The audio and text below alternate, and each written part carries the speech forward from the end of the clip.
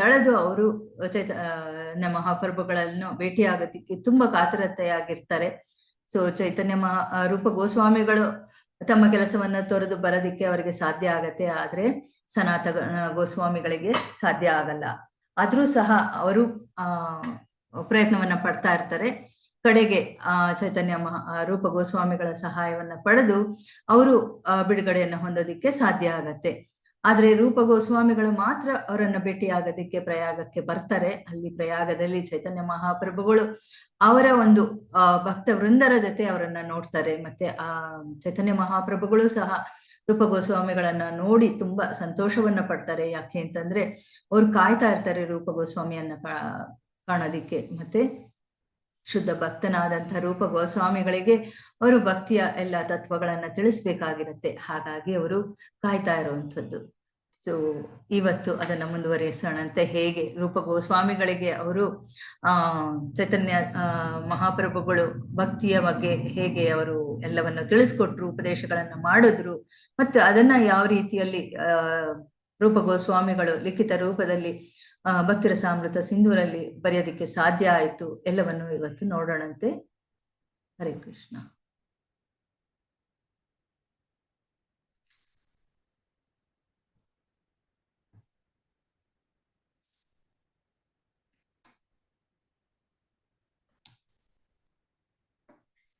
ರೂಪ ಗೋಸ್ವಾಮಿಗಳು ಮತ್ತೆ ಸನಾತನ ಗೋಸ್ವಾಮಿಗಳು 24 ಗಂಟೆಗಳ ಕಾಲವು ಭಗವಂತನ ಭಕ್ತಿ ಸೇವೆಯಲ್ಲಿ ನಿರತರಾದಂತಹವರು. ಹೇಗೆ ಅವರು ನಿರತರಾಗಿರ್ತಾರೆ ಅಂತಂದ್ರೆ ದಿನಕ್ಕೆ 2 ಗಂಟೆ ಮಾತ್ರ ಅವರು ನಿತ್ಯನ್ನ ಮಾಡ್ತಾ ಇದ್ದಂಥವ್ರು. ಸದಾ ಅವರು ಪವಿತ್ರ ನಾಮದ ಜಪದಲ್ಲಿ ಅವರು ಮುಳುಗಿರುವಂಥದ್ದು. ಅವರ ಒಂದು ಭೌತಿಕವಾದಂತಹ ಒಂದು ಆಹಾರದ ವ್ಯವಸ್ಥೆ ಆಗ್ಲಿ, ಆ ಒಂದು ಮನೆಯ ವ್ಯವಸ್ಥೆಗಳಾಗ್ಲಿ ಏನನ್ನು ಅವರು ಅವಲಂಬಿಸಿರಲ್ಲ. ಹಾಗಾಗಿ ಅವರು ಒಂದು ಮರದ ಕೆಳಗೆ ಇರ್ತಾ ಇದ್ರು. ಆ ಒಂದು ಮರದ ಕೆಳಗೆ ಒಂದು ರಾತ್ರಿ ಮಾತ್ರ ಕಳೀತಾ ಇದ್ರು. ಆದ್ರೆ ಮತ್ತೆ ಮುಂದಿನ ರಾತ್ರಿ ಅವರು ಬೇರೆ ಮರದ ಕೆಳಗೆ ಹೋಗಿರುವಂಥದ್ದು, ಅದರ ಆಶ್ರಯನ ಪಡಿತಾ ಇದ್ರು. ಹಾಗೆ ಅವರು ತಮ್ಮ ಭಕ್ತಿಯಲ್ಲಿ ನಿರತರಾಗಿದ್ರು. ಮಿಕ್ಕ ಸಮಯವೆಲ್ಲ ಅವರು ಭಕ್ತಿ ಸೇವೆಗಾಗಿ, ಭಗವಂತನ ಪವಿತ್ರ ನಾಮದ ಜಪಕ್ಕಾಗಿ, ಮತ್ತೆ ಭಗವಂತನ ಲೀಲೆಗಳನ್ನ ಕುರಿತಾಗಿ ಅವರು ಸಾಹಿತ್ಯಗಳನ್ನ ರಚನೆಯಲ್ಲಿ ಮಾಡೋದ್ರಲ್ಲೂ ಸಹ ಅವರು ತೊಡ್ಕೊಂಡಿದ್ರು. ಸೊ ಇದನ್ನ ಮುಂದುವರಿಸೋಣಂತೆ. ಕೆಲವೊಮ್ಮೆ ಅವರು ಭಕ್ತಿ ಸೇವೆಯ ಬಗ್ಗೆ ಅಲೌಕಿಕ ಸಾಹಿತ್ಯವನ್ನು ಮರೆಯುತ್ತಾರೆ, ಮತ್ತು ಕೆಲವೊಮ್ಮೆ ಅವರು ಶ್ರೀ ಚೈತನ್ಯ ಮಹಾಪ್ರಭುಗಳ ಬಗ್ಗೆ ಕೇಳಿ ಭಗವಂತನ ಬಗ್ಗೆ ಯೋಚಿಸುತ್ತಾ ಸಮಯವನ್ನು ಕಳೆಯುತ್ತಾರೆ. ಶ್ರೀ ಚೈತನ್ಯ ಮಹಾಪ್ರಭುಗಳ ವೈಯಕ್ತಿಕ ಸಹಚರರು ರೂಪ ಮತ್ತು ಸನಾತನ ಗೋಸ್ವಾಮಿಗಳ ಚಟುವಟಿಕೆಗಳ ಬಗ್ಗೆ ಕೇಳಿದಾಗ ಭಗವಂತನ ಕರುಣೆಯನ್ನು ಪಡೆದ ವ್ಯಕ್ತಿಗೆ ಏನು ಅದ್ಭುತ ಎಂದು ಕೇಳುತ್ತಿದ್ದರು. ಸೊ ಏನು ಅದ್ಭುತವಾಗಿದೆ ಅಂದ್ರೆ ಭಕ್ತಿಯ ಬಗ್ಗೆ ಕೇಳ್ತಾ ನಿನಗೆ ಏನು ಅದ್ಭುತ ಅಂತ ಅನ್ಸತ್ತೆ ಅನ್ನೋದನ್ನ ಚೈತನ್ಯ ಮಹಾಪ್ರಭುಗಳು ಕೇಳ್ತಾ ಇದ್ರು. ಆವಾಗ ರೂಪ ಗೋಸ್ವಾಮಿಗಳು ರೂಪ ಗೋಸ್ವಾಮಿ ಅವರು ತಮ್ಮ ಭಕ್ತಿರಸಾಮೃತ ಸಿಂಧು ಪುಸ್ತಕದ ಶುಭ ಪರಿಚಯದಲ್ಲಿ ಶ್ರೀ ಚೈತನ್ಯ ಮಹಾಪ್ರಭುಗಳ ಕರುಣೆಯ ಬಗ್ಗೆ ವೈಯಕ್ತಿಕವಾಗಿ ಮಾತನಾಡಿದ್ದಾರೆ. ಸೊ ನೇರವಾಗಿ ಆ ಒಂದು ಉಪದೇಶಗಳನ್ನು ಪಡೆದಂತಹವರು ರೂಪ ಗೋಸ್ವಾಮಿಗಳು. ಹಾಗಾಗಿ ಆ ಒಂದು ಸ್ಪಂದನೆ ಏನಿದೆ ಅದು ತುಂಬಾ ಅಲೌಕಿಕವಾಗಿರುವಂಥದ್ದು. ಭಗವಂತ ಹೇಳ್ತಾ ಇದ್ದಾರೆ, ಇವರು ಕೇಳ್ತಾ ಇದ್ದಾರೆ, ಅದು ಯಾರಿಗೂ ಸಿಗುವಂಥದ್ದಲ್ಲ. ಒಂದು ಇದನ್ನ ಮಹಾತ್ಮೆಯನ್ನ ಅವರು ಭಕ್ತಿರಸಾಮೃತ ಸಿಂಧುವಲ್ಲೂ ಸಹ ಹೇಳಿರುವಂಥದ್ದು. ಏನನ್ನ ಅಂದ್ರೆ, ನಾನು ಮನುಷ್ಯರಲ್ಲಿ ಅತ್ಯಂತ ಕೆಳಮಟ್ಟನವನಾಗಿದ್ದು ಯಾವುದೇ ಜ್ಞಾನವಿಲ್ಲದಿದ್ದರೂ ಭಕ್ತಿ ಸೇವೆಯ ಬಗ್ಗೆ ಅಲೌಕಿಕ ಸಾಹಿತ್ಯವನ್ನು ಬರೆಯಲು ಸ್ಫೂರ್ತಿಯನ್ನು ದೇವರು ನನಗೆ ದಯಪಾಲಿಸಿದ್ದಾರೆ. ನೋಡಿ, ಚೈತನ್ಯ ಮಹಾಪ್ರಭುಗಳು ಅಷ್ಟು ದಿವಸಗಳಿಂದ ಇದ್ರೂ ಸಹ ಅವರು ರೂಪ ಗೋಸ್ವಾಮಿ ಸನಾತನ ಗೋಸ್ವಾಮಿಗಳಿಗಾಗಿಯೇ ಕಾಯ್ತಾ ಇದ್ರು, ಭಕ್ತಿಯ ಬಗ್ಗೆ ಹೇಳೋದಿಕ್ಕೆ, ಅದರ ಬಗ್ಗೆ ತಿಳಿಸೋದಿಕ್ಕೆ, ಮತ್ತೆ ಅದನ್ನ ಎಲ್ಲರಿಗೂ ಸಹ ಹೇಗೋ ರೀತಿಯಲ್ಲಿ ಪುಸ್ತಕಗಳನ್ನ ಬರೆಯೋದಿಕ್ಕೆ. ಹಾಗಾಗಿ ಇದು ಭಗವಂತನ ಕರುಣೆ ಅನ್ನೋದು ಅವರಿಗೆ ಗೊತ್ತಿತ್ತು. ಸೊ ಹಾಗಾಗಿ ಅದನ್ನ ಅವರು ಇಲ್ಲಿ ತಿಳಿಸ್ತಾ ಇದ್ದಾರೆ. ಆದ್ದರಿಂದ ಈ ಪುಸ್ತಕಗಳನ್ನು ಬರೆಯಲು ನನಗೆ ಅವಕಾಶ ನೀಡಿದ ಪರಮ ಪುರುಷ ಶ್ರೀ ಚೈತನ್ಯ ಮಹಾಪ್ರಭು ಅವರ ಪಾದಕಮಲಗಳಲ್ಲಿ ನಾನು ನನ್ನ ನಮನಗಳನ್ನು ಸಲ್ಲಿಸುತ್ತಿದ್ದೇನೆ. ಸೊ ನಮ್ಮದು ಅನ್ನುವಂಥದ್ದು ಏನೂ ಇಲ್ಲ. ಭಗವಂತನಾದಂತಹ ಅವನು ಯಾವಾಗ ಕರುಣೆಯನ್ನ ತೋರ್ತಾನೋ ಅವಾಗ ಮಾತ್ರ ಅದು ಸಾಧ್ಯ ಆಗತ್ತೆ ಅನ್ನೋದನ್ನ ಇಲ್ಲಿ ಅವ್ರು ಹೇಳ್ತಾ ಇದ್ದಾರೆ. ಶ್ರೀ ಚೈತನ್ಯ ಮಹಾಪ್ರಭುಗಳು 10 ದಿನಗಳ ಕಾಲ ಪ್ರಯಾಗದಲ್ಲಿ ತಂಗಿದ್ದರು ಮತ್ತು ರೂಪ ಗೋಸ್ವಾಮಿಗೆ ಉಪದೇಶಿಸಿದರು. ಅವರಿಗೆ ಅಗತ್ಯವಾದ ಶಕ್ತಿಯನ್ನು ನೀಡಿದರು. ಭಗವಂತ ಹೇಳ್ತಾ ಹೋಗ್ಬೋದು, ಆದ್ರೆ ಅದನ್ನ ಗ್ರಹಿಸುವಂತಹ ಶಕ್ತಿ ಭಕ್ತನಿಗೂ ಇರಬೇಕು. ಹಾಗಾಗಿ ಆ ಒಂದು ಶಕ್ತಿಯನ್ನು ಸಹ ಭಗವಂತನೇ ನೀಡಿರುವಂಥದ್ದು, ಅದನ್ನೆಲ್ಲ ಗ್ರಹಿಸುವಂಥದ್ದು, ಅದನ್ನ ಲಿಖಿತ ರೂಪದಲ್ಲಿ ಕೊಡುವಂಥದ್ದು ಎಲ್ಲವನ್ನೂ ಸಹ ಭಗವಂತನೇ ಅವರಿಗೆ ಕರುಣಿಸಿರುವಂಥದ್ದು. ಶ್ರೀ ಚೈತನ್ಯ ಮಹಾಪ್ರಭು ಹೇಳಿದರು, ಪ್ರಿಯ ರೂಪ, ದಯವಿಟ್ಟು ನನ್ನ ಮಾತು ಕೇಳಿ. ಭಕ್ತಿ ಸೇವೆಯನ್ನು ಸಂಪೂರ್ಣವಾಗಿ ವಿವರಿಸಲು ಸಾಧ್ಯವಿಲ್ಲ. ಆದ್ದರಿಂದ ನಾನು ನಿಮಗೆ ಭಕ್ತಿ ಸೇವೆಯ ಲಕ್ಷಣಗಳ ಸಾರಾಂಶವನ್ನು ನೀಡಲು ಪ್ರಯತ್ನಿಸುತ್ತಿದ್ದೇನೆ. ಅಂದ್ರೆ ಯಾರೂ ಸಹ ಆ ಭಕ್ತಿ ಸೇವೆಯನ್ನು ಪರಿಪೂರ್ಣವಾಗಿ ವಿವರಿಸೋದಿಕ್ಕೆ ಸಾಧ್ಯ ಇಲ್ಲ. ಹಾಗಾಗಿ ಕೆಲವು ಲಕ್ಷಣಗಳನ್ನ, ಕೆಲವು ರೀತಿಯ ಸಾರಾಂಶದ ರೀತಿಯಲ್ಲಿ ನಾನು ನಿನಗೆ ಹೇಳ್ತೀನಿ ಅಂತ ಹೇಳ್ತಾ ಇದ್ದಾರೆ. ಭಕ್ತಿ ಸೇವೆಯ ಅಲೌಕಿಕ ಮಧುರ ಸಾಗರವು ತುಂಬಾ ದೊಡ್ಡದಾಗಿದ್ದು ಅದರ ಉದ್ದ ಅಗಲವನ್ನು ಯಾರೂ ಅಂದಾಜು ಮಾಡಲು ಸಾಧ್ಯವಿಲ್ಲ. ಆದಾಗ್ಯೂ ನಿಮಗೆ ಅದನ್ನು ಸವಿಯಲು ಸಹಾಯ ಮಾಡಲು ನಾನು ಕೇವಲ ಒಂದು ಹನಿಯನ್ನು ಮಾತ್ರ ವಿವರಿಸುತ್ತಿದ್ದೇನೆ.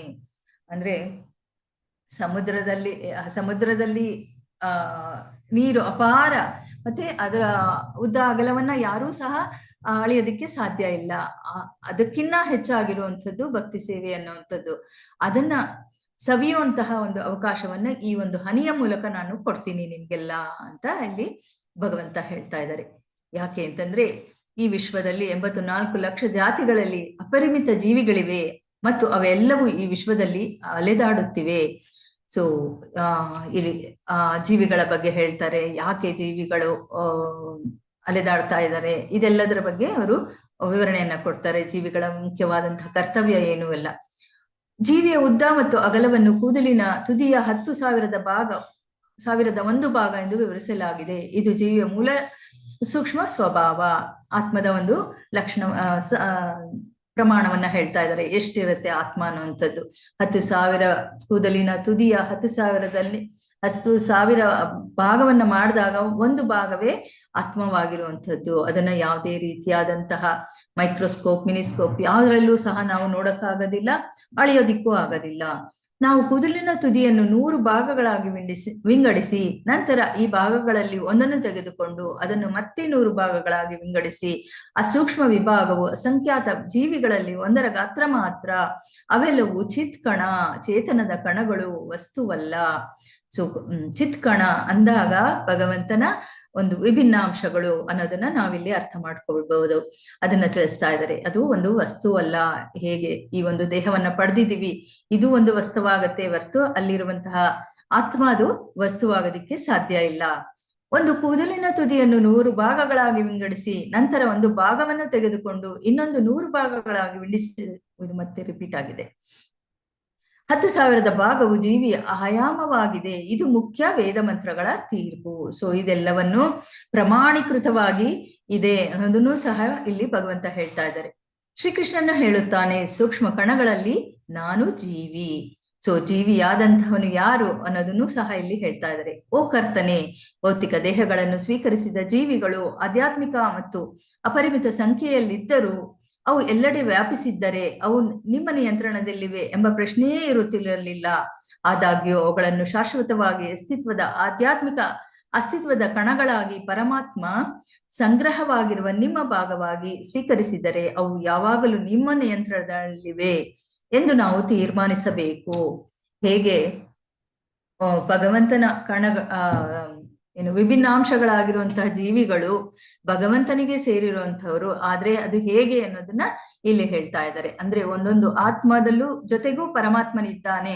ಸೊ ಹಾಗಾಗಿ ಆ ಒಂದು ಆತ್ಮ ಭಗವಂತನಿಗೆ ಸೇರಿರುವಂತಹದ್ದು. ಜೀವಿಗಳು ಆಧ್ಯಾತ್ಮಿಕ ಕಣಗಳಾಗಿ ನಿಮ್ಮೊಂದಿಗೆ ಒಂದೇ ಆಗಿರುವುದರಿಂದ ತೃಪ್ತರಾಗಿದ್ದಾರೆ. ಅವರು ಅನೇಕ ವಿಷಯಗಳ ನಿಯಂತ್ರಕರಾಗಿ ಸಂತೋಷ ಪಡುತ್ತಾರೆ. ಜೀವಿಗಳು ಮತ್ತು ದೇವೋತ್ತಮ ಪರಮಪುರುಷ ಒಂದೇ ಎಂಬ ತೀರ್ಮಾನವು ದೋಷಪೂರಿತ ತೀರ್ಮಾನವಾಗಿದೆ. ಅದು ಸತ್ಯವಲ್ಲ. ಈಗ ಅಂಶವಾಗಿರಬಹುದು, ಆದ್ರೆ ಭಗವಂತ ಮತ್ತೆ ಜೀವಿಗಳು ಒಂದೇ ಅನ್ನೋದು ತಪ್ಪು. ಯಾಕೆ ಅಂತಂದ್ರೆ ಭಗವಂತ ಪರಿಪೂರ್ಣ, ಆದ್ರೆ ನಾವೆಲ್ಲ ಅವನ ಒಂದು ಕಣಗಳು. ಸೊ ಹಾಗಾಗಿ ಇದನ್ನ ಇಲ್ಲಿ ಹೇಳ್ತಾ ಇದ್ದಾರೆ.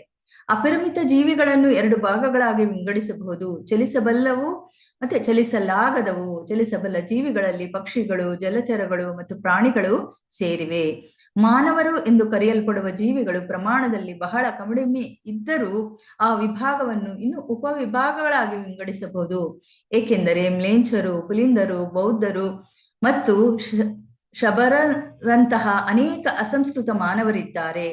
ಸೊ ಕಡಿಮೆ ಸಂಖ್ಯೆಯಲ್ಲಿರುವಂತಹದ್ದು ಮಾನವರ ಒಂದು ಜೀವಿಗಳು, ಆದ್ರೂ ಸಹ ಅದರಲ್ಲೂ ಸಹ ವಿಂಗಡಣೆಯನ್ನ ಮಾಡ್ತಾ ಇದ್ದಾರೆ. ಮ್ಲೇಚ್ಛರು, ಪುಲಿಂದರು, ಬೌದ್ಧರು ಮತ್ತೆ ಶರಬರು ಇವರೆಲ್ಲ ಅಸಂಸ್ಕೃತ ಮಾನವರಾಗಿದ್ದಾರೆ. ಅಂದ್ರೆ ಈ ಒಂದು ಸಂಸ್ಕೃತಿ ಅನ್ನೋದನ್ನ ಅವರು ಅರಿದೇ ಇರುವಂತಹವರು. ಮಾನವರಲ್ಲಿ ವೈದಿಕ ತತ್ವಗಳನ್ನು ಅನುಸರಿಸುವವರನ್ನು ನಾಗರಿಕರೆಂದು ಪರಿಗಣಿಸಲಾಗಿದೆ. ಇವರಲ್ಲಿ ಬಹುತೇಕ ಅರ್ಧದಷ್ಟು ಜನರು ಈ ತತ್ವಗಳಿಗೆ ವಿರುದ್ಧವಾಗಿ ಎಲ್ಲಾ ರೀತಿಯ ಪಾಪಕೃತ್ಯಗಳನ್ನು ಮಾಡುತ್ತಾ ಬಾಯಿಗೆ ಬಂದಂತೆ ಮಾತನಾಡುತ್ತಾರೆ. ಅಂತಹ ಜನರು ನಿಯಂತ್ರಕ ತತ್ವಗಳ ಬಗ್ಗೆ ಕಾಳಜಿ ವಹಿಸುವುದಿಲ್ಲ. ನೋಡಿ, ಎಲ್ಲ ಪ್ರತಿಯೊಂದನ್ನು ಭಗವಂತ ಹೇಗೆ ಸಾರವಾಗಿ ಇಲ್ಲಿ ಹೇಳ್ತಾ ಇದ್ದಾರೆ. ವೈದಿಕ ಜ್ಞಾನದ ಅನುಯಾಯಿಗಳಲ್ಲಿ ಹೆಚ್ಚಿನವರು ಫಲಪ್ರದ ಚಟುವಟಿಕೆಯ ಪ್ರಕ್ರಿಯೆಯನ್ನು ಅನುಸರಿಸುತ್ತಿದ್ದಾರೆ. ಕರ್ಮಕಾಂಡೀಯವನ್ನೇ ಮಾಡ್ತಾ ಇರುವಂತದ್ದು. ಎಲ್ಲರೂ ಇಂದ್ರಿಯ ಭೋಗಕ್ಕಾಗಿ ತಮ್ಮ ಒಂದು ಜ್ಞಾನವನ್ನ ಅವರು ಮೀಸಲಾಗಿಡ್ತಾ ಇದ್ದಾರೆ ಮತ್ತು ಒಳ್ಳೆಯ ಮತ್ತು ಕೆಟ್ಟ ಕೆಲಸಗಳ ನಡುವೆ ವ್ಯತ್ಯಾಸವನ್ನು ತೋರಿಸುತ್ತಿದ್ದಾರೆ. ಅಂತಹ ಅನೇಕ ಪ್ರಾಮಾಣಿಕ ಫಲಪ್ರದ ನಟರಲ್ಲಿ ನಿಜವಾಗಿ ಬುದ್ಧಿವಂತನಾದ ಒಬ್ಬ ವ್ಯಕ್ತಿ ಇರಬಹುದು. ಸೊ ಎಲ್ಲರೂ ಸಹ ಇಂದ್ರಿಯ ಭೋಗದ ಒಂದು ಇದರಲ್ಲಿ ಇದ್ದಾರೆ. ಜ್ಞಾನಾರ್ಜನೆ ಅಂದ್ರೆ ಭೌತಿಕ ಜ್ಞಾನದ ಬಗ್ಗೆ ಇರುವಂಥದ್ದು. ಆದ್ರೆ ಎಲ್ಲೋ ಒಬ್ಬರು ಮಹಾತ್ಮನಾಗಿರುವಂತವನು ಇರಬಹುದು ಅನ್ನೋದನ್ನ ಹೇಳ್ತಾ ಇದ್ದಾರೆ. ಇದ್ದಾರೆ ಅಂತ ಹೇಳ್ತಾ ಇಲ್ಲ, ಇರಬಹುದು ಅಂತ ಹೇಳ್ತಾ ಇದ್ದಾರೆ. ಅಂದ್ರೆ ಆ ಒಂದು ಕೋಟಿಗೆ ಲಕ್ಷಕ್ಕೆ ಮೀರಿರೋ ಅಲ್ಲಿ ಒಬ್ಬರನ್ನ ಕಾಣಬಹುದು ಅಂತ. ಅಂತಹ ಲಕ್ಷಾಂತರ ಜ್ಞಾನಿಗಳಲ್ಲಿ ಒಬ್ಬರು ನಿಜವಾಗಿಯೂ ಮುಕ್ತರಾಗಬಹುದು ಮತ್ತು ಅಂತಹ ಲಕ್ಷಾಂತರ ಮುಕ್ತ ವ್ಯಕ್ತಿಗಳಲ್ಲಿ ಶ್ರೀಕೃಷ್ಣನ ಶುದ್ಧ ಭಕ್ತನನ್ನು ಕಂಡುಹಿಡಿಯುವುದು ತುಂಬಾ ಕಷ್ಟ. ಸೊ ಭಗವಂತ ಕೃಷ್ಣ ಭಕ್ತ ಯಾರು ಅನ್ನೋದನ್ನ ಇಲ್ಲಿ ಹೇಳ್ತಾ ಇದ್ದಾರೆ. ಸೊ ಲಕ್ಷಾಂತರ ಜನರಲ್ಲಿ ಕೆಲವರು ಭಕ್ತಿಗೆ ಬರಬಹುದು. ಆ ಭಕ್ತಿಯಲ್ಲಿ ಬಂದರಂಥವರಲ್ಲೂ ಸಹ ಒಬ್ಬರಾದ್ರೂ ಮುಕ್ತಿಯನ್ನ ಪಡಿಬಹುದು. ಆ ಮುಕ್ತಿಯಲ್ಲಿ ಪಡೆಯುವಂಥವನು ಭಕ್ತಿಯಿಂದ ಶುದ್ಧ ಭಕ್ತ ಆಗಿ ಪಡೆಯುವಂಥದ್ದು ತುಂಬಾ ಕಷ್ಟ. ಶ್ರೀಕೃಷ್ಣನ ಭಕ್ತನು ಆಸೆ ರಹಿತನಾಗಿರುವುದರಿಂದ ಅವನು ಶಾಂತಿಯುತನಾಗಿರುತ್ತಾನೆ. ಫಲಪ್ರದ ಕೆಲಸಗಾರರು ಭೌತಿಕ ಭೋಗವನ್ನು ಬಯಸುತ್ತಾರೆ, ಜ್ಞಾನಿಗಳು ಮುಕ್ತಿಯನ್ನು ಬಯಸುತ್ತಾರೆ ಮತ್ತು ಯೋಗಿಗಳು ಭೌತಿಕ ಐಶ್ವರ್ಯವನ್ನು ಬಯಸುತ್ತಾರೆ. ಆದ್ದರಿಂದ ಅವರೆಲ್ಲರೂ ಕಾಮುಕರು ಮತ್ತು ಶಾಂತಿಯುತವಾಗಿರಲು ಸಾಧ್ಯವಿಲ್ಲ. ಸೊ ಯಾರೇ ಆಗಿರ್ಲಿ ಶಾಂತಿಯುತವಾಗಿರೋದಕ್ಕೆ ಸಾಧ್ಯ ಇಲ್ಲ. ಯಾಕೆ ಅಂತಂದ್ರೆ ಕೃಷ್ಣ ಭಕ್ತನನ್ನ ಬಿಟ್ಟರೆ ಎಲ್ಲರೂ ಸಹ ತಮ್ಮ ತಮ್ಮ ಒಂದು ಮಾರ್ಗದಲ್ಲಿ ಇರುವಂತವ್ರು ಎಲ್ಲರೂ ಕಾಮುಕರು ಅಂತ ಇಲ್ಲಿ ಹೇಳ್ತಾ ಇದ್ದಾರೆ. ಅವರು ಶಾಂತಿಯಾಗಿರೋಕ್ಕೆ ಸಾಧ್ಯ ಇಲ್ಲ.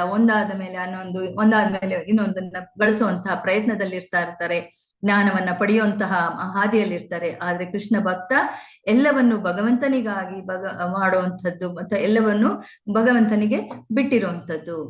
ಓ ಮಹಾಋಷಿ, ಅಜ್ಞಾನದಿಂದ ಮುಕ್ತರಾದ ಲಕ್ಷಾಂತರ ಭೌತಿಕವಾಗಿ ಮುಕ್ತರಾದ ಜನರಲ್ಲಿ ಮತ್ತು ಬಹುತೇಕ ಪರಿಪೂರ್ಣತೆಯನ್ನು ಪಡೆದಿರುವ ಲಕ್ಷಾಂತರ ಸಿದ್ಧರಲ್ಲಿ ನಾರಾಯಣನ ಶುದ್ಧ ಭಕ್ತನೊಬ್ಬನೇ ಇಲ್ಲ.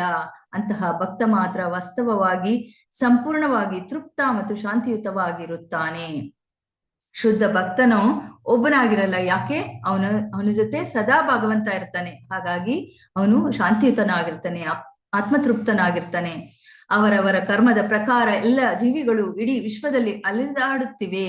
ಅವರಲ್ಲಿ ಕೆಲವರು ಮೇಲಿನ ಗ್ರಹ ವ್ಯವಸ್ಥೆಗಳಿಗೆ ಏರಿಸಲ್ಪಡುತ್ತಿದ್ದಾರೆ ಮತ್ತು ಕೆಲವರು ಕೆಳಗಿನ ಗ್ರಹ ವ್ಯವಸ್ಥೆಗಳಿಗೆ ಇಳಿಯುತ್ತಿದ್ದಾರೆ. ಲಕ್ಷಾಂತರ ಅಲೆದಾಡುವ ಜೀವಿಗಳಲ್ಲಿ ಅದೃಷ್ಟಶಾಲಿಯಾದ ಒಬ್ಬ ವ್ಯಕ್ತಿಗೆ ಕೃಷ್ಣನ ಕೃಪೆಯಿಂದ ನಿಜವಾದ ಆಧ್ಯಾತ್ಮಿಕ ಗುರುವಿನ ಸಹವಾಸ ಮಾಡುವ ಅವಕಾಶ ಸಿಗುತ್ತದೆ. ಕೃಷ್ಣ ಮತ್ತು ಆಧ್ಯಾತ್ಮಿಕ ಗುರುಗಳಿಬ್ಬರ ಕರುಣೆಯಿಂದ ಅಂತಹ ವ್ಯಕ್ತಿಯು ಭಕ್ತಿ ಸೇವೆಯ ಬಳ್ಳಿಯ ಬೀಜವನ್ನು ಪಡೆಯುತ್ತಾನೆ.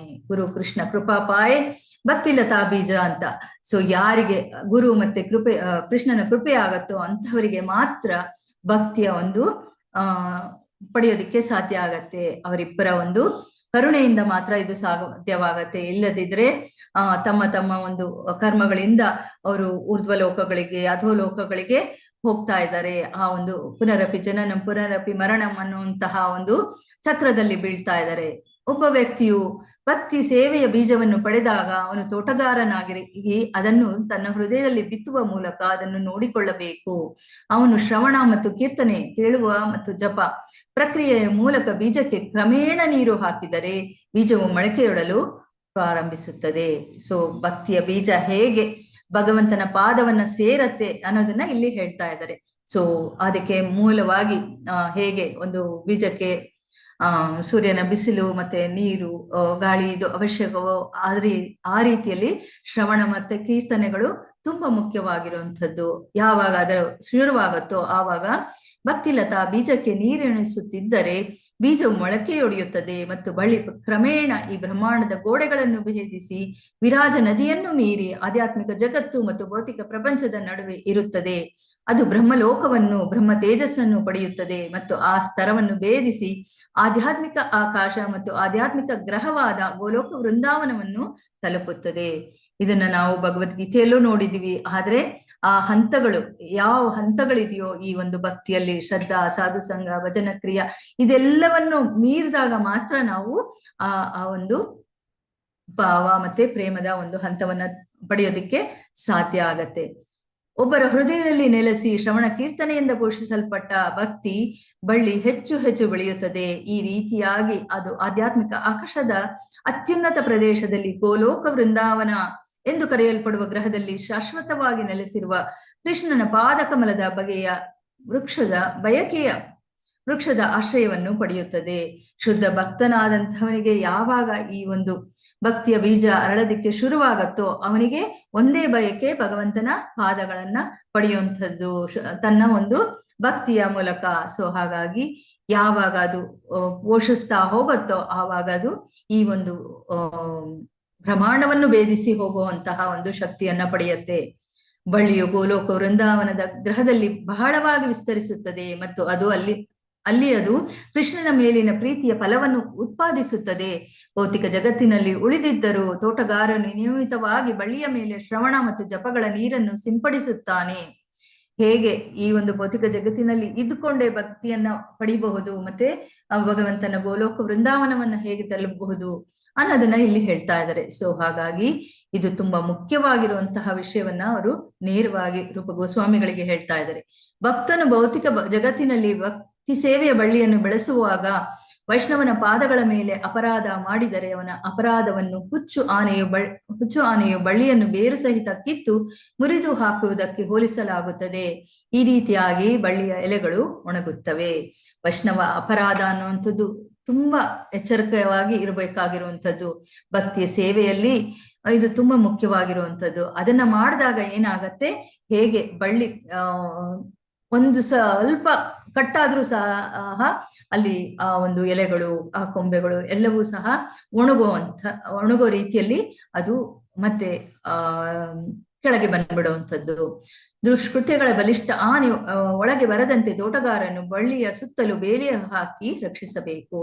ಹೇಗೆ ಒಂದು ಆನೆ ಒಂದು ತೋಟಕ್ಕೆ ನುಗ್ಗಿದಾಗ ಅದಕ್ಕೆ ಏನು ಗೊತ್ತಿಲ್ಲ. ಸೊ ಹಾಗಾಗಿ ಅದೇನ್ ಮಾಡತ್ತೆ, ಎಲ್ಲವನ್ನು ಧ್ವಂಸ ಮಾಡತ್ತೆ. ತನ್ನ ಕಾಲುಗಳಿಂದ ತನ್ನ ಒಂದು ಸೊಂಡಿಲಿಂದ ಎಲ್ಲವನ್ನು ಕಿತ್ತು ಅದು ಧ್ವಂಸ ಮಾಡುವಂಥದ್ದು. ಆದ್ರೆ ಅದು ಬರ್ದೇ ರೀತಿಯಲ್ಲಿ ಆ ತೋಟಗಾರನಾದಂಥವನು ಬೇಲಿ ಹಾಕಿರ್ತಾನೆ. ಸೊ ಹಾಗೆ ನಾವು ಈ ಒಂದು ಭೌತಿಕವನ್ನ ನಾವು ಹೇಗೆ ಭೌತಿಕದಲ್ಲಿ ನಾವು ವ್ಯಾಮೋಹವನ್ನು ತಳಿದೇ ಇರುವಂತಹ ರೀತಿಯಲ್ಲಿ ನಾವು ಬೇಲಿಯನ್ನ ಹಾಕೋಬೇಕಾಗತ್ತೆ ಭಕ್ತಿಯ ಒಂದು ಪ್ರೋಸೆಸ್ ಅಲ್ಲಿ ಅನ್ನೋದನ್ನ ಹೇಳ್ತಾ ಇದ್ದಾರೆ. ಕೆಲವೊಮ್ಮೆ ಬೇಡದ ಬಳ್ಳಿಗಳು, ಉದಾಹರಣೆಗೆ ಭೌತಿಕ ಆನಂದ ಮತ್ತು ಭೌತಿಕ ಪ್ರಪಂಚದಿಂದ ಮುಕ್ತಿಗಾಗಿ ಬಯಕೆಗಳ ಬಳ್ಳಿಗಳು ಭಕ್ತಿ ಸೇವೆಯ ಬಳ್ಳಿಯೊಂದಿಗೆ ಬೆಳೆಯುತ್ತವೆ. ಅಂತಹ ಬೇಡದ ಬಳ್ಳಿಗಳ ಪ್ರಭೇದಗಳು ಅಪರಿಮಿತವಾಗಿವೆ. ಸೊ ಇಲ್ಲಿ ನಾವೆಲ್ಲ ಭೌತಿಕ ಜಗತ್ತಿನಲ್ಲಿರೋದ್ರಿಂದ ಈ ಒಂದು ಭೌತಿಕದ ಆನಂದ ಏನು ಹೇಳ್ತಾರೋ ಈ ವ್ಯಾಮೋಹಗಳಿಂದ ಏನಾಗತ್ತೆ, ಅದು ಮತ್ತೆ ಆ ಒಂದು ವೀಡ್ಸ್ ಅಂತ ಏನ್ ಹೇಳ್ತೀವ ಅದು ಬಂದ್ಬಿಡತ್ತೆ. ಸೊ ಹಾಗಾಗಿ ಆ ಒಂದು ವೀಡ್ಸ್ ಅನ್ನ ನಾವು ಆವಾಗ ಕತ್ತರಿಸ್ತಾ ಇರ್ಬೇಕು. ಭಕ್ತಿ ಬಳ್ಳಿಯೊಂದಿಗೆ ಬೆಳೆಯುವ ಕೆಲವು ಅನಗತ್ಯ ಬಳ್ಳಿಗಳು ಪರಿಪೂರ್ಣತೆ, ರಾಜತಾಂತ್ರಿಕ ನಡವಳಿಕೆ, ಪ್ರಾಣಿ ಹತ್ಯೆ, ಲೌಕಿಕ ಕೋರತನ, ಲೌಕಿಕ ಆರಾಧನೆ ಮತ್ತು ಲೌಕಿಕ ಪ್ರಾಮುಖ್ಯತೆಯನ್ನು ಪಡೆಯಲು ಪ್ರಯತ್ನಿಸುವವರಿಗೆ ಸ್ವೀಕಾರಾರ್ಹವಲ್ಲದ ನಡವಳಿಕೆಯ ಬಳಿಗಳಾಗಿವೆ. ಇವೆಲ್ಲವೂ ಅನಗತ್ಯ ಬಳ್ಳಿಗಳು. ಹೇಗೆ ಮಾನ, ಪೂಜೆ, ಪ್ರತಿಷ್ಠೆಗಳು ಬೇಕಾಗಿ ಭೌತಿಕವಾಗಿ ಯಾರು ಇದನ್ನೆಲ್ಲ ಮಾಡ್ತಾ ಇರ್ತಾರೋ ಅಂತಹವರಿಗೆ ಇದನ್ನ ಹೇಳ್ತಾ ಇದ್ದಾರೆ.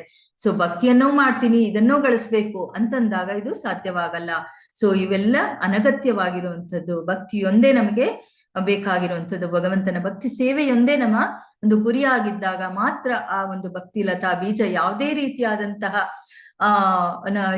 ತೊಂದರೆ ಇಲ್ಲದೆ ಅದು ಭಗವಂತನ ಒಂದು ಪಾದವನ್ನ ಸೇರೋದಕ್ಕೆ ಸಾಧ್ಯವಾಗತ್ತೆ. ಇಲ್ಲದೆ ಇದ್ರೆ ಇದು ಮತ್ತೆ ಮತ್ತೆ ಅದು ಹೇಗೆ ವೀಡ್ಸ್ ಅಂದ್ರೆ ಕನ್ನಡದಲ್ಲಿ ನಂಗೆ ಬರ್ತಾ ಇಲ್ಲ ಹೇಳಕ್ಕೆ, ಕಳ್ಳಿಗಳು ಅಂತ ಹೇಳ್ತಾರೆ. ಆ ರೀತಿಯಾಗಿ ಮತ್ತೆ ಮತ್ತೆ ಬೆಳೀತಾ ಇರತ್ತೆ, ಅದರ ಜೊತೆಯಲ್ಲೇ ಬೆಳೀತಾ ಇರತ್ತೆ.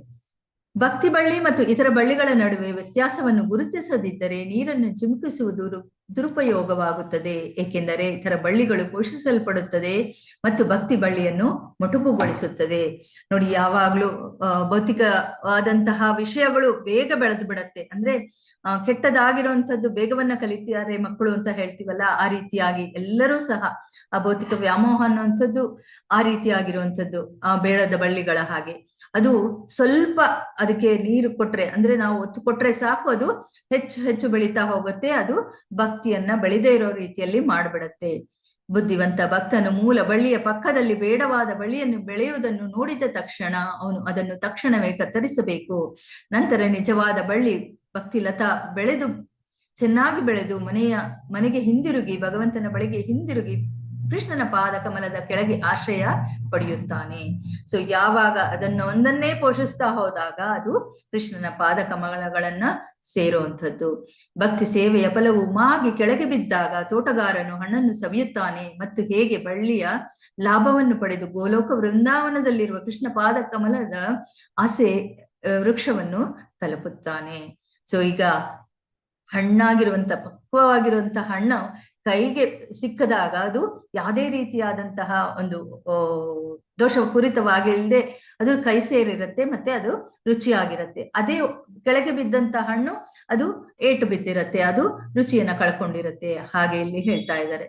ಅಲ್ಲಿ ಭಕ್ತನು ಭಗವಂತನ ಪಾದ ಕಮಲಗಳನ್ನು ಸೇವಿಸುತ್ತಾನೆ. ಇವುಗಳನ್ನು ಆಸೆಗಳನ್ನು ಪೂರೈಸುವ ಮರಕ್ಕೆ ಹೋಲಿಸಲಾಗುತ್ತದೆ.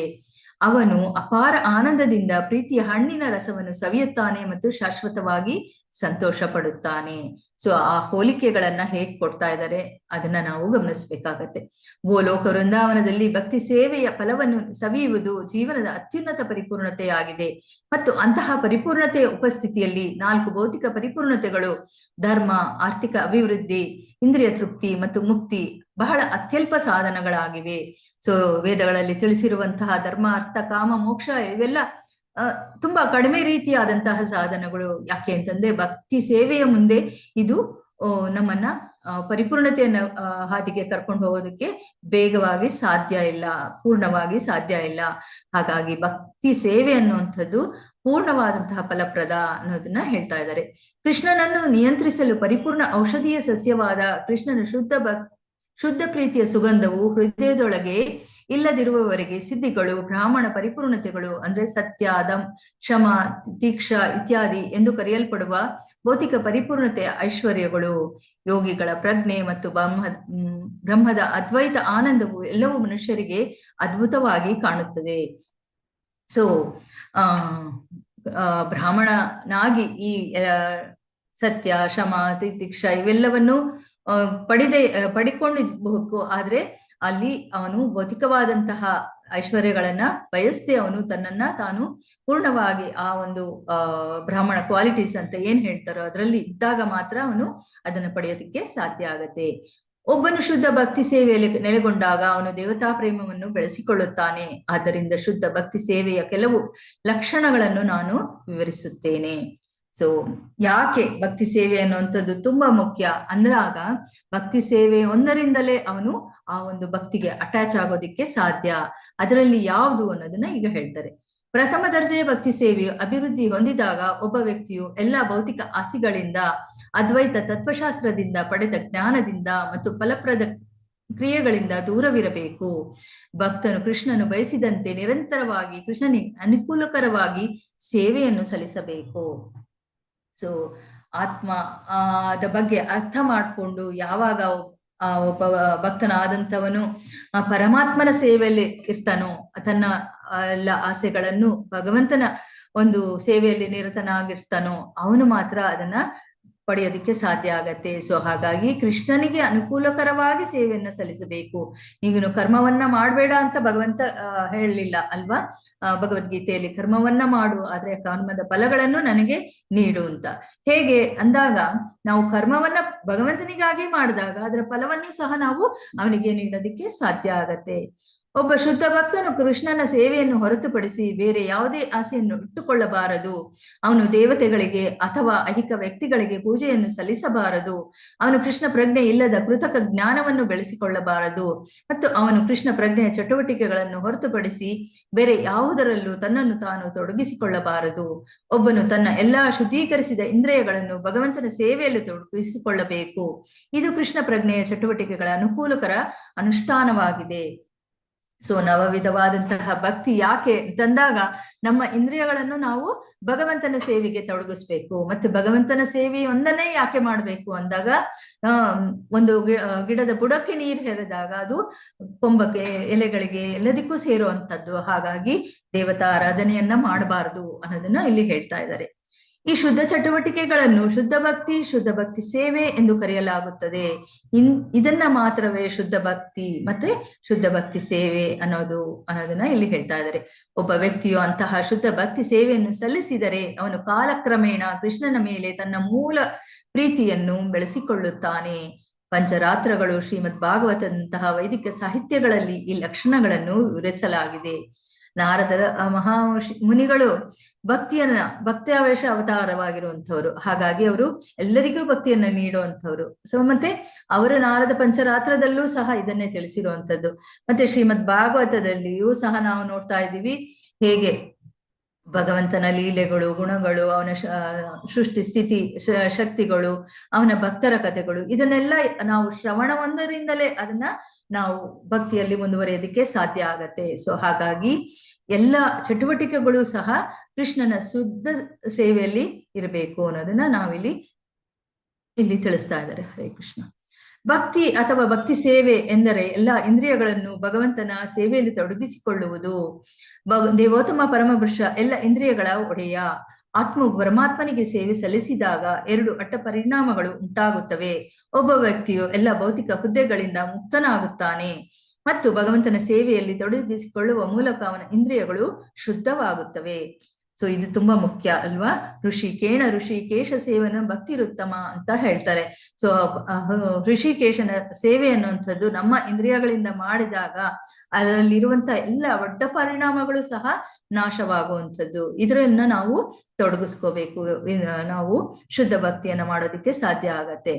ಗಂಗಾ ನದಿಯ ಸ್ವರ್ಗೀಯ ನೀರು ಅಡೆತಡೆ ಇಲ್ಲದೆ ಸಾಗರಕ್ಕೆ ಹರಿಯುವಂತೆ ನನ್ನ ಭಕ್ತರು ನನ್ನ ಬಗ್ಗೆ ಕೇಳಿದಾಗ ಅವರ ಮನಸ್ಸುಗಳು ನನ್ನ ಬಳಿಗೆ ಬರುತ್ತವೆ. ನಾನು ಎಲ್ಲರ ಹೃದಯಗಳಲ್ಲಿ ವಾಸಿಸುತ್ತೇನೆ. ಭಗವಂತ ಎಲ್ಲರ ಹೃದಯದಲ್ಲಿ ಇದ್ದಾನೆ. ಆದ್ರೆ ಯಾರು ಅವನ ಬಳಿಗೆ ಹೋಗೋದಿಕ್ಕೆ ಆತುರರಾಗಿರ್ತಾರೋ ಅವರಿಗೆ ಮಾರ್ಗದರ್ಶನವನ್ನು ಕೊಡ್ತಾನೆ. ಹೇಗೆ ಗಂಗಾ ನದಿಯ ನೀರು ಯಾವುದೇ ಅಡೆತಡೆ ಇಲ್ಲದೆ ಈ ಒಂದು ಭೌತಿಕ ಜಗತ್ತಿಗೆ ಇಳಿದಿದೆಯೋ ಮತ್ತೆ ಪಾತಾಳದ ತನಕ ಹೋಗಿರುವಂಥದ್ದು. ಹಾಗಾಗಿ ಆ ರೀತಿಯಾಗಿ ಭಗವಂತ ನಮ್ಮ ಬಳಿಯಲ್ಲಿ ಇದ್ದು ನಮಗೆ ಒಂದು ಭಕ್ತಿಯ ಒಂದು ಮಾರ್ಗವನ್ನ ಕೊಡ್ತಾ ಇರ್ತಾನೆ.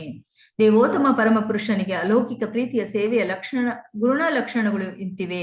ಅದು ಕಾರಣರಹಿತವಾಗಿವೆ ಮತ್ತು ಅದನ್ನು ಯಾವುದೇ ರೀತಿಯಲ್ಲಿ ತಡೆಯಲು ಸಾಧ್ಯವಿಲ್ಲ.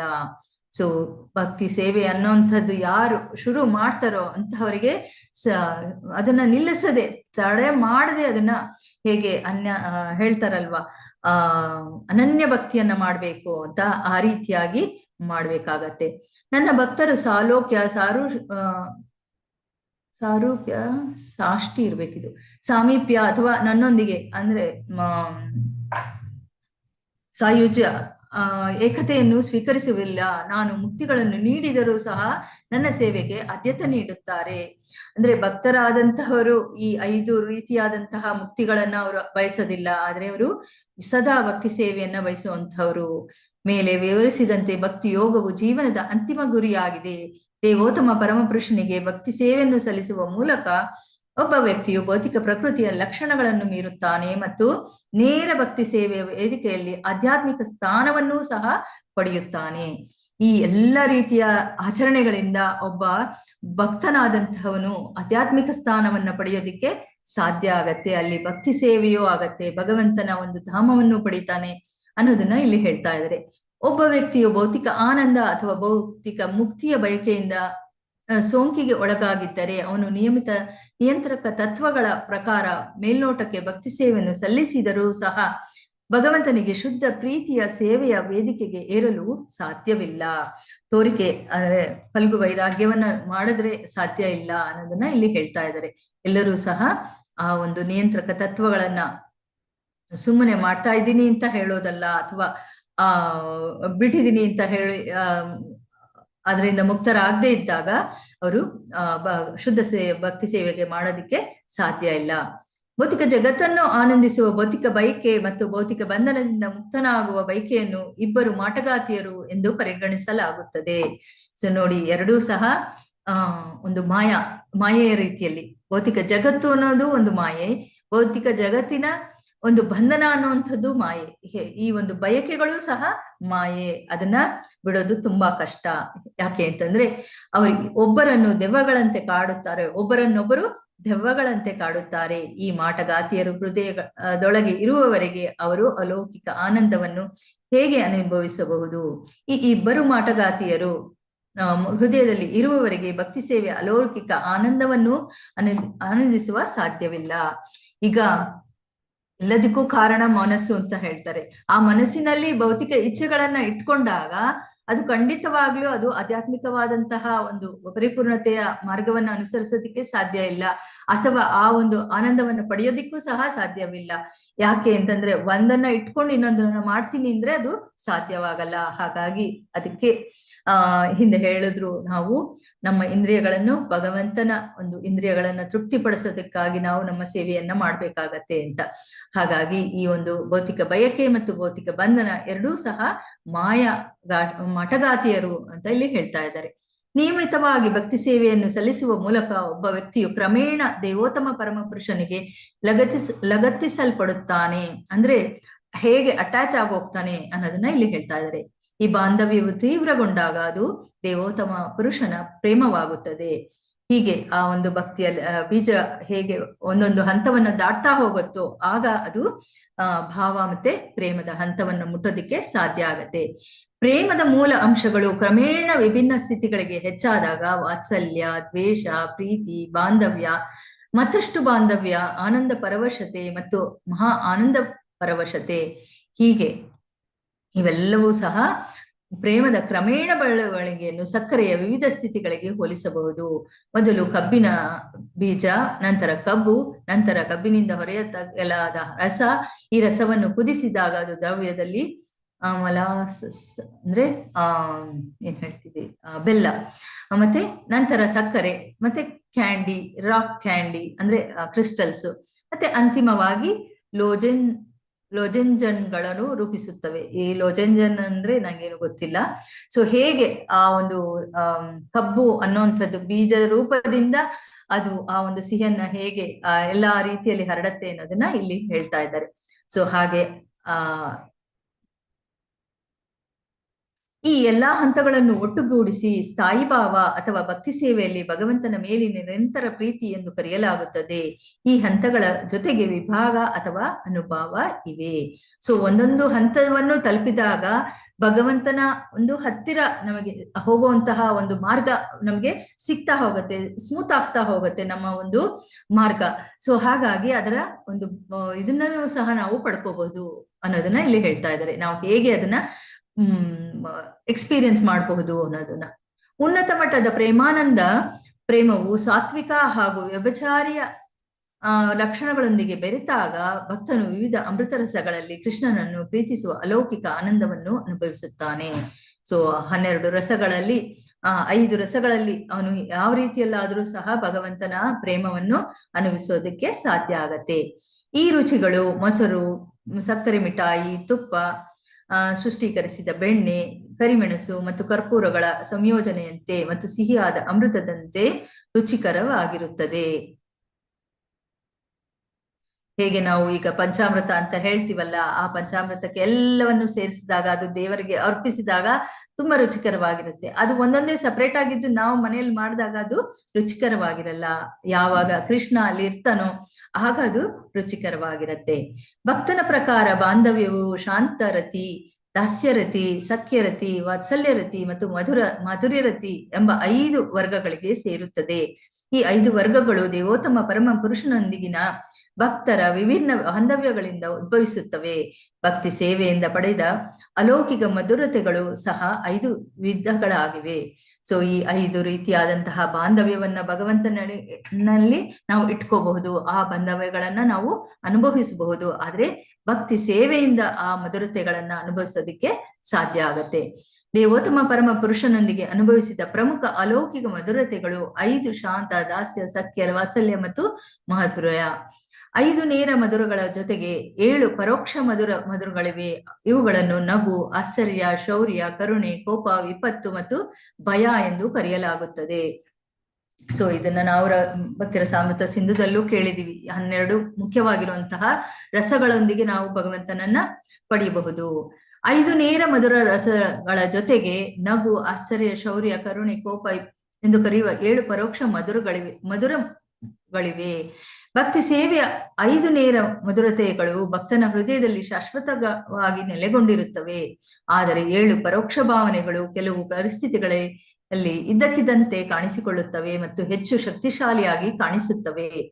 ಸೊ ಈ ಒಂದು ಭಾವನೆಗಳು ಏನಿದೆಯೋ, ಈ ಒಂದು ರಸಗಳು ಅಂದ್ರೆ ನಗು, ಆಶ್ಚರ್ಯ, ಶೌರ್ಯ, ಕೋಪ, ಕರುಣೆ, ವಿಪತ್ತು, ಭಯ, ಇವೆಲ್ಲ ಅಕಸ್ಮಾತ್ ಆಗಿ ಕಾಣುವಂಥದ್ದು. ಅದು ಕಾಣ್ದಾಗ ಅದು ಏನಾಗತ್ತೆ, ಶಕ್ತಿಶಾಲಿಯಾಗಿ ಕಾಣುತ್ತೆ ಅಂತ. ಯಾವ್ದಾದ್ರು ಉದಾಹರಣೆಯನ್ನ ಕೊಡ್ತೀರಾ?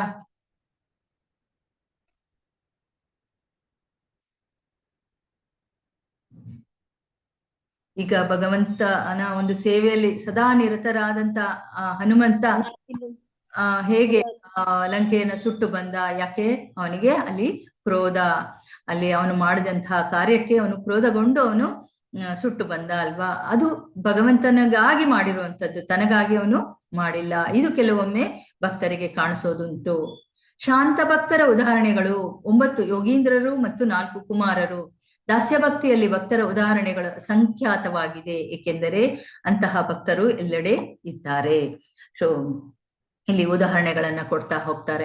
ವೃಂದಾವನದಲ್ಲಿ ಭ್ರಾತೃತ್ವದಲ್ಲಿ ಭಕ್ತರ ಉದಾಹರಣೆಗಳೆಂದರೆ ಶ್ರೀಧಾಮ ಮತ್ತು ಸುಧಾಮ. ದ್ವಾರಕದಲ್ಲಿ ಭಗವಂತನ ಸ್ನೇಹಿತರು ಭೀಮ ಮತ್ತು ಅರ್ಜುನ. ವೃಂದಾವನದಲ್ಲಿ ಪೋಷಕರ ಪ್ರೀತಿಯಲ್ಲಿ ಭಕ್ತರು ತಾಯಿ ಯಶೋದೆ ಮತ್ತು ತಂದೆ ನಂದ ಮಹಾರಾಜ. ಮತ್ತು ದ್ವಾರಕದಲ್ಲಿ ಭಗವಂತನ ಪೋಷಕರು ವಾಸುದೇವ ಮತ್ತು ದೇವಕಿ. ಪೋಷಕರ ಪ್ರೀತಿಯಲ್ಲಿ ಭಕ್ತರಾಗಿರುವ ಇತರ ಶ್ರೇಷ್ಠ ವ್ಯಕ್ತಿಗಳು ಇದ್ದಾರೆ. ದಾಂಪತ್ಯ ಪ್ರೇಮದಲ್ಲಿ ಪ್ರಮುಖ ಭಕ್ತರು ವೃಂದಾವನದಲ್ಲಿ ಗೋಪಿಕೆಯರು, ದ್ವಾರಕೆಯಲ್ಲಿ ರಾಣಿಯರು ಮತ್ತು ವೈಕುಂಠದಲ್ಲಿ ಅದೃಷ್ಟ ದೇವತೆಗಳು. ಈ ಭಕ್ತರು ಅಸಂಖ್ಯಾತರು. ಕೃಷ್ಣನ ಮೇಲಿನ ಬಾಂಧವ್ಯವನ್ನು 2 ವರ್ಗಗಳಾಗಿ ವಿಂಗಡಿಸಲಾಗಿದೆ. ಒಂದು ವಿಸ್ಮಯ ಮತ್ತು ಭಕ್ತಿಯೊಂದಿಗೆ ಬಾಂಧವ್ಯ, ಮತ್ತೆ ಇನ್ನೊಂದು ಭಕ್ತಿ ಇಲ್ಲದ ಶುದ್ಧ ಬಾಂಧವ್ಯ. ಸೊ 2 ರೀತಿಯಲ್ಲಿ, ಅಂದ್ರೆ ವಿಸ್ಮಯವಾಗಿರುವಂಥದ್ದು ಮತ್ತೆ ಭಕ್ತಿಯೊಂದಿಗೆ ಅದು ಬಾಂಧವ್ಯವನ್ನು ಹೊಂದಿರುತ್ತೆ. ಇನ್ನೊಂದು ಭಕ್ತಿ ಇಲ್ಲದ ಶುದ್ಧ ಬಾಂಧವ್ಯ. ಭಕ್ತಿ ಇಲ್ಲ ಅಂತ ಅಲ್ಲಿ ನಾವು ಅನ್ಕೋಬಹುದು, ಆದ್ರೆ ಶುದ್ಧವಾಗಿರುವಂತಹ ಬಾಂಧವ್ಯ. ಪೂಜ್ಯ ಭಾವನೆ ಇಲ್ಲದೆ ಶುದ್ಧ ಬಾಂಧವ್ಯವು ಗೋಕುಲ ವೃಂದಾವನದಲ್ಲಿ ಕಂಡುಬರುತ್ತದೆ. ನಾವು ಕೇಳಿರಬಹುದು, ಗೋಪಿಯರು ಮತ್ತೆ ಗೋಪ ಬಾಲಕರು ಇವರೆಲ್ಲ ಆ ಶುದ್ಧ ಬಾಂಧವ್ಯದಲ್ಲಿದ್ದಂಥವ್ರು. ವಿಸ್ಮಯ ಮತ್ತು ಭಕ್ತಿಯನ್ನು ಪ್ರಮುಖವಾಗಿ ಹೊಂದಿರುವ ಬಾಂಧವ್ಯವು ಮಥುರಾ ಮತ್ತು ದ್ವಾರಕಾ ಮತ್ತು ವೈಕುಂಠದಲ್ಲಿ ಕಂಡುಬರುತ್ತದೆ. ಸೊ ಎಲ್ಲವೂ ಸಹ ಭೋಗೋಪೇತವಾಗಿತ್ತು, ಎಲ್ಲವೂ ಸಹ ಪರಿಪೂರ್ಣವಾಗಿತ್ತು ದ್ವಾರಕಾ ಮತ್ತೆ ದ್ವಾರಕದಲ್ಲಿ. ಸೊ ಹಾಗಾಗಿ ಅದನ್ನ ಇಲ್ಲಿ ಹೇಳ್ತಾ ಇದ್ದಾರೆ. ಐಶ್ವರ್ಯವು ಬಹಳ ಪ್ರಮುಖವಾದಾಗ ದೇವತಾ ಪ್ರೀತಿ ಸ್ವಲ್ಪ ಮಟ್ಟಿಗೆ ದುರ್ಬಲಗೊಳ್ಳುತ್ತದೆ. ಕೇವಲ ಭಕ್ತಿಯ ಪ್ರಕಾರ ಭಕ್ತನು ಕೃಷ್ಣನ ಅಪರಿಮಿತ ಶಕ್ತಿಯನ್ನು ನೋಡಿದರೂ ಅವನು ತನ್ನನ್ನು ಅವನಿಗೆ ಸಮಾನನೆಂದು ಪರಿಗಣಿಸುತ್ತಾನೆ. ಸೊ ಇಲ್ಲೂ ಐಶ್ವರ್ಯ ಯಾವಾಗ ಜಾಸ್ತಿ ಆಗತ್ತೋ ಅಥವಾ ಆ ಒಂದು ಸಮಾನತೆಯನ್ನು ಬಂದಾಗ ಅವನು ಭಗವಂತನನ್ನು ಸಮಾನ ಅಂತ ತಿಳಿಯೋದಕ್ಕೆ ಸಾಧ್ಯತೆಗಳು ಇರಬಹುದು. ತಟಸ್ಥತೆ ಮತ್ತು ಸೇವೆಯ ಅಲೌಕಿಕ ವೇದಿಕೆಯಲ್ಲಿ ಕೆಲವೊಮ್ಮೆ ಭಗವಂತನ ಐಶ್ವರ್ಯವು ಪ್ರಮುಖವಾಗಿರುತ್ತದೆ. ಆದರೆ ಸಹೋದರ, ಪೋಷಕರ ಮತ್ತು ದಾಂಪತ್ಯ ಪ್ರೀತಿಯ ಅಲೌಕಿಕ ಮಧುರತೆಯಲ್ಲಿ ಐಶ್ವರ್ಯವು ಕಡಿಮೆ ಇರುತ್ತದೆ. ಅದು ಯಾವುದೇ ರೀತಿಯಾದಂತಹ ಒಂದು ಇದನ್ನ ಪ್ರಮುಖತೆಯನ್ನ ಪಡೆದಿರಲ್ಲ ಅದು ಅಂತ ಇಲ್ಲಿ ಹೇಳ್ತಾ ಇದ್ದಾರೆ. ಕೃಷ್ಣನು ತನ್ನ ತಾಯಿ ಮತ್ತು ತಂದೆಯಾದ ವಸುದೇವ ಮತ್ತು ದೇವಕಿಯ ಪಾದಕಮಲಗಳಲ್ಲಿ ಪ್ರಾರ್ಥನೆ ಸಲ್ಲಿಸಿದಾಗ ಅವನ ಐಶ್ವರ್ಯಗಳ ಜ್ಞಾನದಿಂದಾಗಿ ಅವರಿಬ್ಬರು ವಿಸ್ಮಯ, ಗೌರವ ಮತ್ತು ಭಯವನ್ನು ಅನುಭವಿಸಿದರು.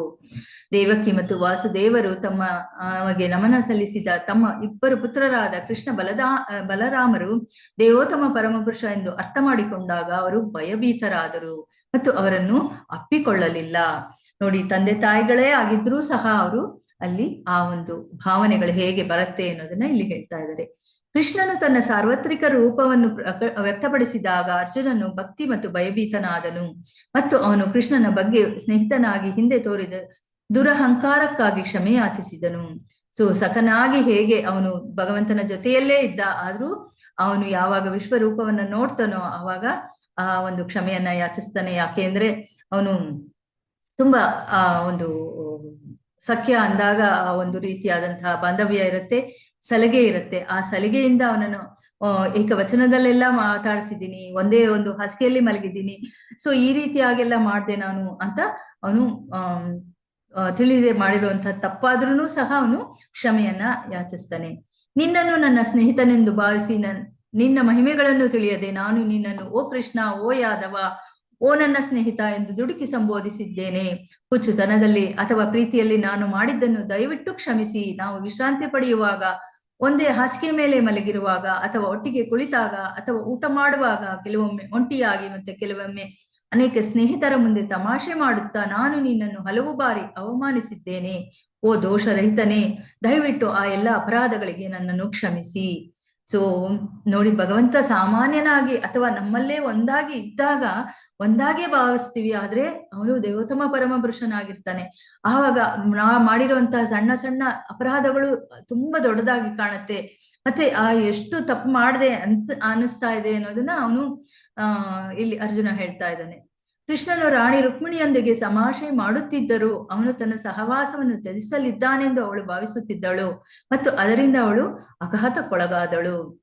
ಇಲ್ಲಿ ರುಕ್ಮಿಣಿ ಹೇಗೆ ಆ ಬಾಂಧವ್ಯದ ಬಗ್ಗೆ ಅವಳು ಯಾವಾಗ್ಲೂ ಸಹ ಆಘಾತಕ್ಕೆ ಒಳಗಾಗಿರ್ತಾಳೆ. ಎಲ್ಲಿ ಬಿಟ್ಟು ಹೊಟ್ಟೋಗ್ತಾನೆ, ಆ ರಾಣಿ ಹೆಚ್ಚು ಈ ರಾಣಿ ಕಡಿಮೆ ಅನ್ನೋ ರೀತಿಯಲ್ಲಿ ಇರ್ತಾಳೇನೋ ಅನ್ನೋ ರೀತಿಯಲ್ಲಿ ಇಲ್ಲಿ ಕೃಷ್ಣ ಮತ್ತೆ ರುಕ್ಮಿಣಿಯ ಬಗ್ಗೆ ಇಲ್ಲಿ ಸಂಭಾಷಣೆಯನ್ನ ಹೇಳ್ತಾರೆ.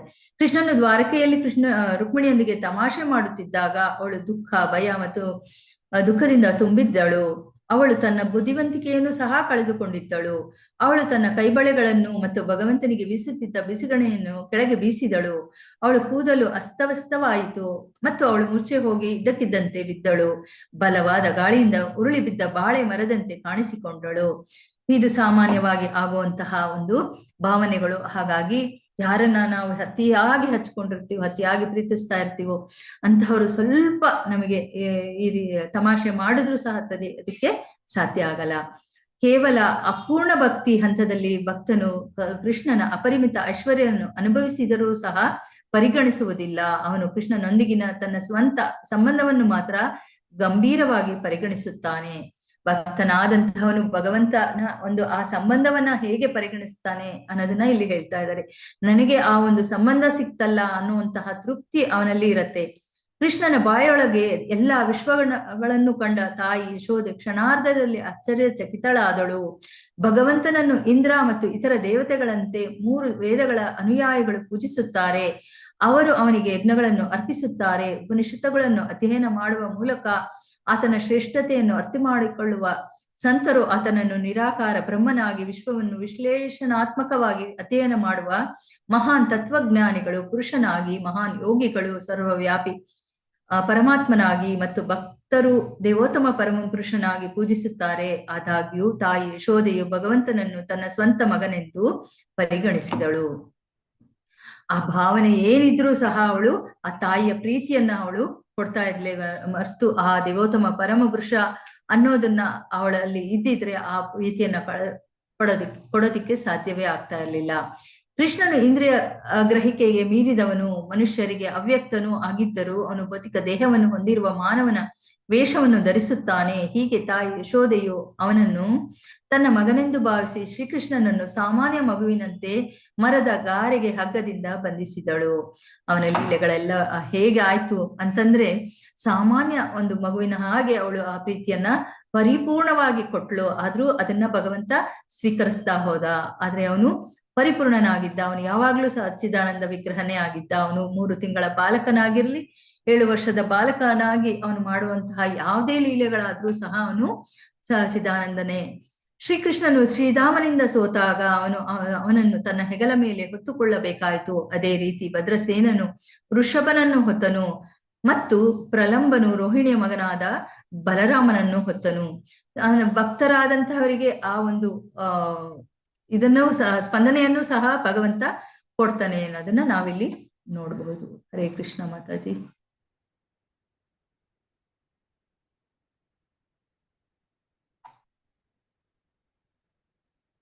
ಹರೇ ಕೃಷ್ಣ. ಇಲ್ಲಿಗೆ ನಿಲ್ಸ್ಲಾ ಮಾತಾಜಿ? ಇನ್ನು 50 ಇದೆ.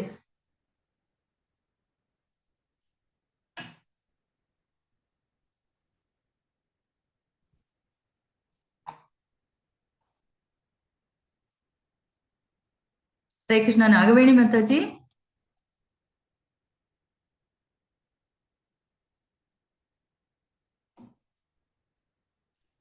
ಹರೇ ಕೃಷ್ಣ ಮಾತಾಜಿ. ಹರೇ ಕೃಷ್ಣ. ಹರೇ ಕೃಷ್ಣ. ಹರೇ ಕೃಷ್ಣ ಮಾತಾಜಿ. ಅಲ್ವಾ? ಎಂಡ್ ಮಾಡಿ ಮಾತಾಜಿ. ನಾನ್ ಮಾಡ್ಬೇಕೇನಲ್ಲ, ಇದು ತುಂಬಾ ಇದೆ, ಹಾಗಾಗಿ ಇಲ್ಲಿಗೆ ಎಂಡ್ ಮಾಡ್ತೀನಿ. ಆಯ್ತಾಯ್ತು. ಅಟೆಂಡೆನ್ಸ್ ಹಾಕಿ ಎಲ್ಲರೂ. ವಂಚಕಲ್ಪತರು ಏವ ಚ ಪತಿತಾನಾಂ ಪಾವನೇಭ್ಯೋ ವೈಷ್ಣವೇಭ್ಯೋ ನಮೋ ನಮಃ. ಹರೇ ಕೃಷ್ಣ ಕೃಷ್ಣ ಕೃಷ್ಣ ಹರೇ ಹರೇ, ಹರೇ ರಾಮ ರಾಮ ರಾಮ ಹರೇ ಹರೇ. ಹರೇ ಕೃಷ್ಣ. ಎಲ್ಲರಿಗೂ ಧನ್ಯವಾದಗಳು. ಹರೇ ಕೃಷ್ಣ. ಧನ್ಯವಾದಗಳು. ಭಗವಂತನಿಂದ ನೇರವಾಗಿ ರೂಪ ಗೋಸ್ವಾಮಿಗಳಿಗೆ ತಿಳಿಸ್ತಾ ಇರೋದು. ಇದನ್ನ ಓದ್ತಾ ಇದ್ರೇನೆ ಎಷ್ಟೋ ಸಂತೋಷ ಆಗತ್ತೆ, ಕೇಳ್ತಾ ಇದ್ರೇನೆ ಸಂತೋಷ ಆಗತ್ತೆ. ಸೊ ಈ ಒಂದು ಅವಕಾಶ ಇರುವಂತಹ ಮಂಗಳೂರು ಇಸ್ಕಾನ್ ಸಂಸ್ಥೆಯವರಿಗೆ ನನ್ನ ಧನ್ಯವಾದಗಳು.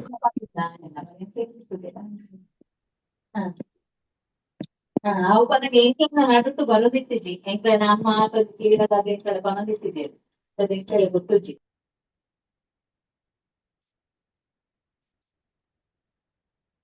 ಮೀಟಿಂಗ್ ಎಂಡ್ ಮಾಡ್ಲಾ? ಹರೇ ಕೃಷ್ಣ. ಎಲ್ಲರಿಗೂ ಧನ್ಯವಾದಗಳು. ಮೀಟಿಂಗ್ ಎಂಡ್ ಮಾಡ್ತೀನಿ.